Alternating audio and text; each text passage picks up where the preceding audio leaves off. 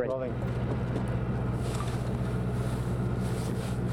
All right, Sergeant Robert Gomez, El Paso Police Department, Public Information Officer.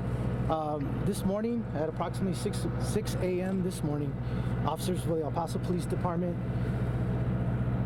agents with alcohol, tobacco, and firearms, FBI, were executing a search warrant and arrest warrant at the 4500 block of Capricorn.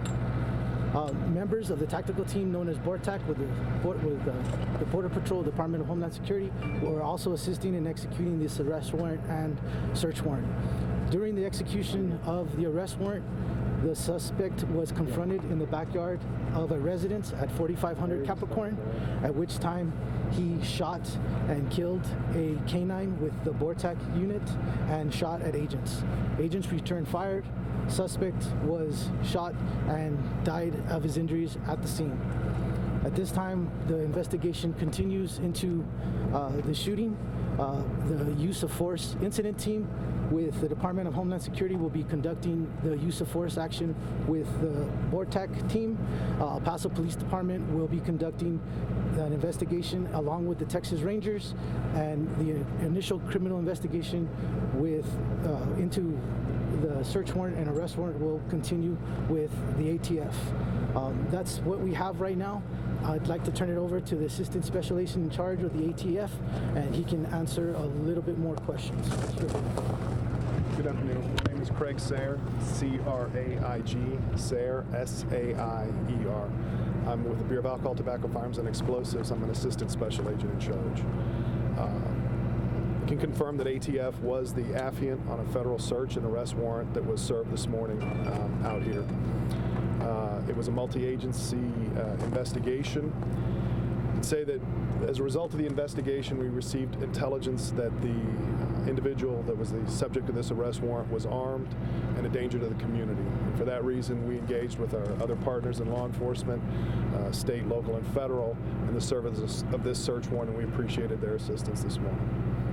And that's all the comment I have for now. Are you able to take any questions? I can take questions, but I don't have... Can you speak at all to the length of was this a shootout, or was it a minute long or a couple seconds long, the exchange of fire? It happened in seconds. Do we know what the arrest warrant was for? No, that is. I'm sorry. I'm sorry. Give me a sec. The search warrant and the arrest warrant were related to federal firearms violations regarding the dealing and manufacturing of firearms without a federal firearms license. So this was illegal dealing as far as firearms and whatnot? That's what the search warrant and the arrest warrant were for, yes. Can you tell us anything about the suspect? Was a male, age? I can't comment on that. The suspect was a 62-year-old male, and he did die at the scene as a result of his injuries. Were there any firearms, anything, kind of weapons found in the home? That investigation with ATF is still ongoing, so I can't comment, and I'm sure we can't specify what's inside the home at this time. What's next? Is there a search? I assume there's a search going on of the home for additional weapons or anything? Well, there's multiple investigations going on at one time. There's the initial investigation for the search warrant and the ATF violations that brought the multi-jurisdictional agencies here. That will continue, as well as the shooting incident will also continue with the El Paso Police Department, the Texas Rangers. So all those investigations will continue to happen simultaneously throughout the day.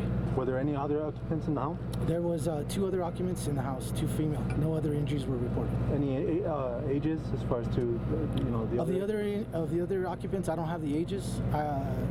There were no injuries reported of any other occupants that were in there. Do we have any other further information about the canine? The canine did succumb to his injuries and died at the scene.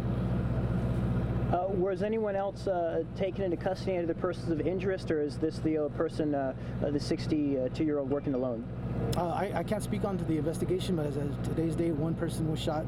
That 62-year-old male did die at the scene, and there is nobody else in custody as of right now. Like I said, there are multiple agencies here conducting multiple investigations that could change. It's too early to lock in one form or another, but all those investigations will continue throughout the day. Any other questions? Okay, thank you. Sergeant, thank you.